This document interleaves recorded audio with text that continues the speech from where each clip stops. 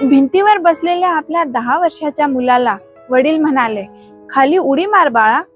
मुलगा थोडा घाबरून म्हणाला, पप्पा मला लागेल ना? वडील हसत म्हणाले, घाबरू नकोस रे, मी आहे ना, तू फक्त उडी मार. मग काय, मुलाने डोळे मिटले आणि बिनधास्तपणे खाली उडी मारली. क्षणातच वडिलांनी त्याला हवेतच पकडलं. मुलगा आनंदाने ओरडला, पप्पा एकदा अजून? पुन्हा मुलगा बिनधास्तपणे उडी मारतो, पण यावेळी वडील त्याला पकडत नाहीत. मुलगा थेट जमिनीवर आपटतो आणि मोठमोठ्याने रडायला लागतो. वडील धावत येतात, त्याला घट्ट मिठीत घेतात आणि म्हणतात, रडू नकोस बाळा, आज आयुष्याचा एक फार मोठा धडा शिकला आहेस तू. ही दुनिया तुझ्याशी नेमकं असंच वागणार आहे. पहिल्यांदा विश्वास देईल, दुसऱ्यांदा पाठ फिरवेल, धोका देईल, विश्वासघात करेल.